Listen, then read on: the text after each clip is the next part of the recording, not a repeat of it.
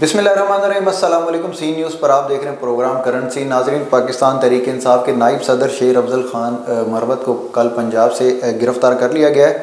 اب دیکھنا یہ کہ الیکشن کی جو کمپین چلا رہی تھی پاکستان تحریک انصاف، وہ آگے اس کا کیا لایا عمل ہے، اسی پر بات کرنے کے لیے آج ہمیں اسٹوڈیو میں جوائن کیا سینئر صحافی یاسین لق صاحب نے۔ یاسین لق صاحب بہت شکریہ۔ یاسین لق صاحب کیسے دیکھ رہے ہیں؟ الیکشن آ رہے ہیں، دسمبر کا مہینہ ہے، اتنی شدید سردی میں بھی سیاسی گرمی بڑھتی جا رہی ہے، کیسے دیکھتے ہیں آپ؟ جی بہت شکریہ جہاں زیب جی۔ شیر افضل مروت کی گرفتاری جو ہے وہ ایک بڑی خبر کے طور پر کل سامنے آئی ہے، اور مزے کی بات یہ ہے کہ انہیں نقص امن کے اس کیس میں گرفتار کیا گیا ہے۔ اب مجھے سمجھ نہیں آ رہا، ہماری عدلیہ جو بھی کرتی ہے یقیناً بہتر کرتی ہوگی اس ملک کے لیے، قوم کے لیے، اور اب بھی بہتر ہی ہوگا، لیکن عوام کو کم از کم کچھ ایسی چیزیں بتانی چاہیے جو ان کے پی آر اوز ہیں، جو میڈیا ٹاک اسپوکل پرسن ہیں، ان کو اس جو اہم ایونٹ، اہم معاملات، اہم وقوع جات جب کوئی سرزد ہوتے ہیں تو فوری طور پر اس کو عوام کو آگاہ کرنا چاہیے، جیسے آئی ایس پی آر کرتی ہے۔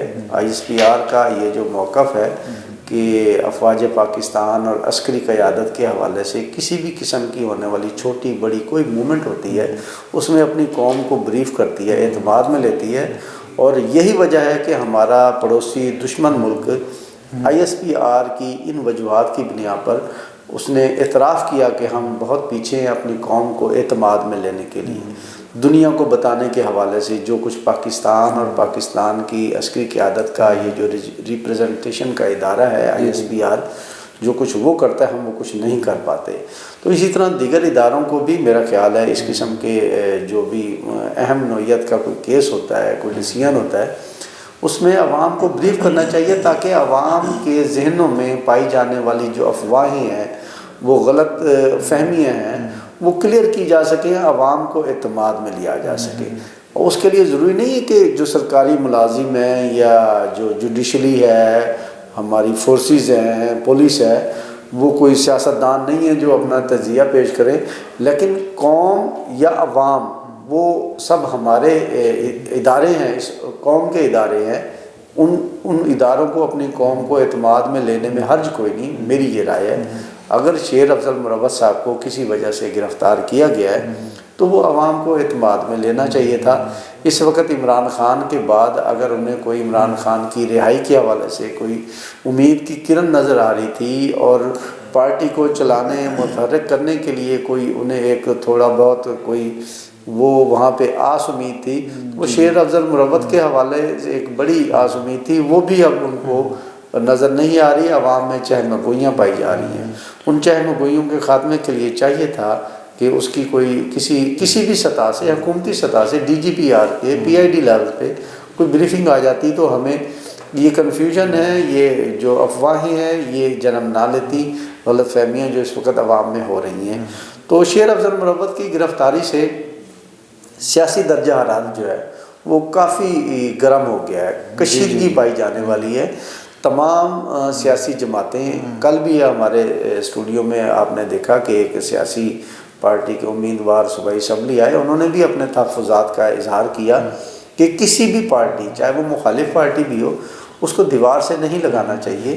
سیاست میں سب کے لیے میدان یکساں کیا جائے گا تاکہ ہر بندہ اپنی عوام کی طاقت کا بھرپور مظاہرہ کر سکے۔ عوام کس کے ساتھ ہے، انہوں نے بھی مذمت کی ہے، ہم بھی اسی طرح مذمت کرتے ہیں کہ سیاسی ورکنگ میں کسی قسم کی رکاوٹ نہیں آنی چاہیے۔ اس ڈبیٹ کو، اس جمہوریت کی ریل کو آگے چلتے رہنا چاہیے، اسی میں سب کی بقا ہے۔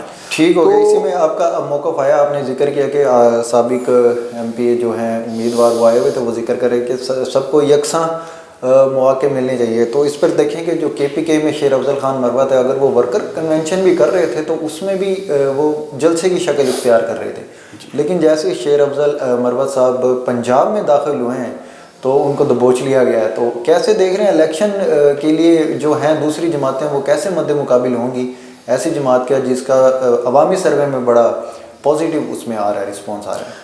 دیکھیں، شیر افضل مروت کو 30 روز کے لیے نظر بند کر دیا گیا ہے۔ جو ابتدائی احکامات جاری کیے گئے ہیں وہ 30 روز کے لیے نظر بند کیا گیا ہے۔ جی اس 30 روز کی بندش ہے، وہ ظاہر ہے آگے کورٹس میں جائیں گے، ضمانت کے حوالے سے جائیں گے، وہ آگے کیا فردر ڈیسیژن ہوتے ہیں وہ بعد میں دیکھے جائیں گے۔ جو ہمارے ملک کے مخالفین ہیں، ہمارے دشمن ہیں، پڑوسی ممالک ہیں، دیگر بین الاقوامی دنیا ہے، وہاں پہ جو پروپیگنڈا ہو رہا ہے کہ صرف ایک جماعت اور ایک فرد کو ایک وزیر اعظم کی سیٹ اور عہدوں پر لانے کے لیے، اس کی جماعت کو جتوانے، اس کی جماعت کی حکومت سپرد کرنے کے لیے جتنی قربانیاں مانگی جا رہی ہیں دیگر سیاسی جماعتوں کو جتنا دیوار سے لگایا جا رہا ہے اور جتنا ان کو حوصلہ شکنی کی جا رہی ہے، ان تمام افواہوں کی جو ہے نا، ہم خود اپنے ہمارے جو عمل ہیں، ہمارے کچھ اداروں کے جو اقدامات ہیں، وہ ان کی بات کی تصدیق کر رہے ہیں، وہ ان افواہوں کی تصدیق کر رہے ہیں۔ اس میں انٹرنیشنل لیول پر پاکستان کا امیج جو ہے وہ خراب ہو رہا ہے۔ ہمیں چاہیے کہ ہم اس پاکستان کے خراب ہوتے ہوئے جو امیج ہے جمہوری سطح کا، اس کو بہتری لانی چاہیے، ایسے کام کرنے چاہیے جو پوری دنیا کو نظر آئے الیکشن صاف اور شفاف ہے، اس کی طرف ہونے جا رہے ہیں۔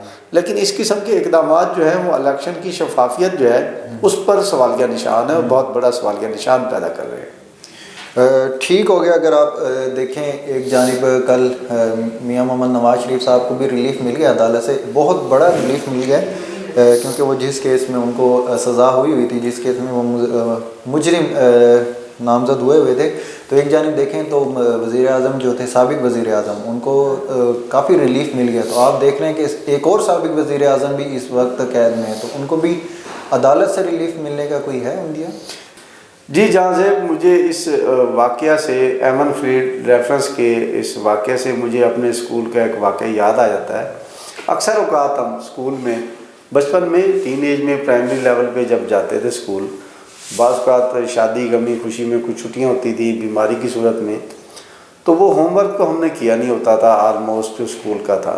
کچھ ٹیچرز جو سخت طبیعت کے ہوتے تھے، جو جی ہوم ورک چاہیے جی چھٹی کی، اور وہ چھٹی اور عذر ان کے سامنے ہوتا ہے، لیکن پھر بھی کہ ایک ہفتے کا ہوم ورک کس نے کرنا ہے، کیوں کرنا ہے، جی کیا ہوا۔ اگر ہم آگے بہانہ جو کریٹ کرتے تھے بڑا سادہ اور معصوم سا، جی وہ ہوم ورک تو کیا ہوا ہے لیکن وہ کاپی جو ہے نا وہ گھر بھول آئے، یا وہ ہوم ورک جو کیا تھا وہ نوٹ بک ہمیں مل نہیں رہی گھر سے، وہ جیسے ملے گی اسکول ہے۔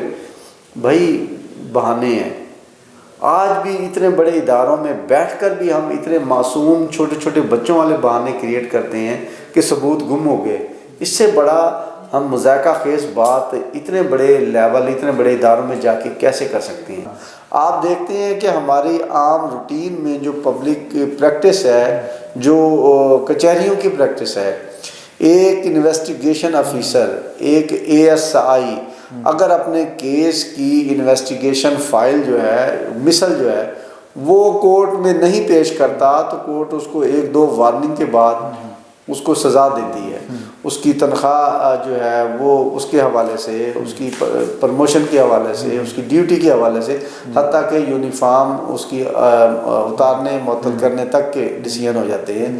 تو اگر ایک ASI اس قسم کا ایک سول جج کے سامنے دے دے، جو ہماری لوور کورٹ ہے، تو یقین جانیے وہ تو ان کو اسی وقت اریسٹ کرا کے جیل میں ڈال دے کہ آپ نے یہ کیا بیان دیا ہے کہ میری مثل جو ہے میں رکھ کے کہیں بھول گیا ہوں، مجھے وہ ثبوت جو ملزم کے خلاف تھے وہ میں بھول گیا، مجھے یاد ہی نہیں ہے، گم ہو گئے ہیں۔ تو وہ چھوٹی عدلیہ جو ہماری لوور کورٹس ہیں وہ اتنے جرأت مند ہیں کہ ان ایسے افسران کو فوری طور پہ اریسٹ کر کے جیل میں ڈال دیتے ہیں۔ ٹھیک ہو گیا، بڑا زبردست موقف آ گیا آپ کا اس فیصلے پہ۔ پروگرام کے اختتام کی طرف جاتے ہیں۔ یاسین لق صاحب مختصر سا موقف دیجیے گا کہ اگر الیکشن سے مائنس عمران خان کر دیا جائے یا مائنس یہ بلے کو مائنس کر دیا جائے تو کیسے دیکھ رہے ہیں انتخابات؟ دیکھیں آپ کسی بھی پارٹی کو مائنس کریں گے الیکشن کا ماحول خراب ہوگا، چھوٹی سے چھوٹی، یہ تو ایک بڑی پارٹیوں میں سے ایک بڑی پارٹی ہے PTI یا پاکستان تحریک انصاف۔ آپ ایک فرد کو اس کے کردار کی وجہ سے مائنس کرتے ہیں، وہ ٹھیک ہے، سمجھ آتی ہے۔ پوری جماعت کو مائنس کریں گے، وہ کسی بھی طرح سے ایک اچھا تاثر نہ ملکی لیول پہ آئے گا، نہ اداروں کی کارکردگی اور ملک اور جمہوریت کے ساتھ مخلص پن پہ وہ آئے گا، وہ اس کے اوپر ایک سوالیہ نشان رہے گا۔ جی وہ بالکل، اگر آپ پی ٹی آئی ڈاؤٹ کی قیادت دیکھتے ہیں تو اس میں جو اعلیٰ قیادت ہے، سینئر یا جونیئر جو بھی کارکنان ہیں، ان کو تو گراؤنڈ کیا گیا ہے۔ اس کی سب سے بڑی مثال آپ کل بھی دیکھ لیں شیر افضل کی۔ جی، شیر افضل مروت صاحب ہیں، وہ گرفتار ہوئے ہیں ملتان سے ابھی ایک دن پہلے ہی رات کو۔ ایک پی ٹی آئی کے پروونشل اسمبلی کے امیدوار تھے، وہ نامزد ہوئے تھے، ان کو بھی اریسٹ کیا گیا ہے، وہ بھی اچانک غائب ہو گئے ہیں۔ اغوا کا خدشہ ہے۔ اب کس نے اغوا کیا ہے؟ وہ افراد ہیں یا کوئی ادارے ہیں؟ جس طرح ماضی میں ہوتے ہیں، لوگ اغوا ہوتے ہیں، چند ماہ بعد نمودار ہوتے ہیں، جی میں تو چلے پہ گیا تھا، یا وہ پریس کانفرنس کرتے ہیں، جی میرا فلاں سے کوئی پارٹی سے تعلق نہیں ہے۔ تو وہ بھی اسی طرز کی کچھ ان کو غائب کیا گیا ہے، غائب ہوئے ہیں۔ اب خدا بہتر جانتا ہے وہ کہاں گئے ہیں۔ تو اس قسم کی جو واقعات ہیں وہ ملک اور قوم کے مفاد میں نہیں ہیں۔ جمہوریت ڈی ٹریل ہوتی ہوئی واضح نظر آ رہی ہے، اس کو ڈی ٹریل نہ ہونے دیں، اس کو بچائیں۔ اسی میں ہم اس ملک کی معیشت کی اور ہم سب کی بقا ہمیں تو نظر آتی ہے۔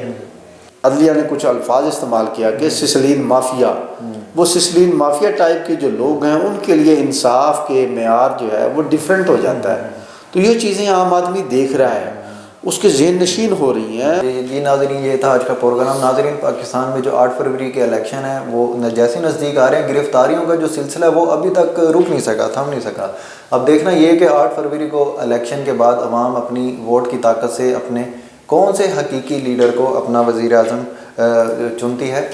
کوئی بھی صحافتی برادری سے کوئی بھی شخصیت یا سیاسی شخصیت کوئی بھی اپنا موقف دینا چاہتے ہیں، سی نیوز کے پلیٹ فارم اس کے لیے حاضر ہیں۔ اپنا بہت سارا رکھیے گا خیال، باخبر رہنے کے لیے دیکھتے رہیے سی نیوز۔ اللہ حافظ۔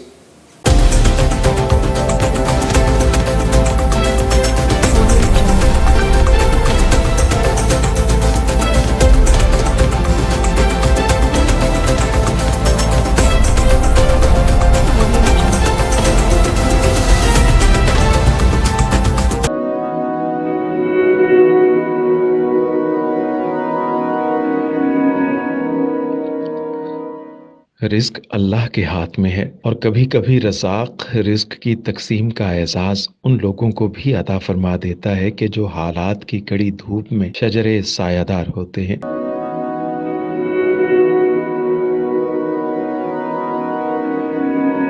ملتان میں سلطان فاؤنڈیشن کی جانب سے مختلف مقامات پر سینکڑوں افراد کے لیے سلطان دسترخوان سجایا جاتا ہے۔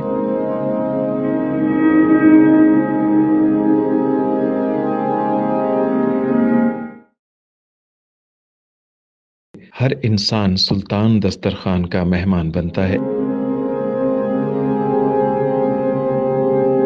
بلا شبہ سلطان فاؤنڈیشن انسانیت کا قابل فخر سرمایہ ہے، اور بھلے ہی ایسے ادارے ہوں یا افراد، وہ غربت و افلاس کے سلگتے صحرا میں احساس کی چھتریاں بنتے ہیں۔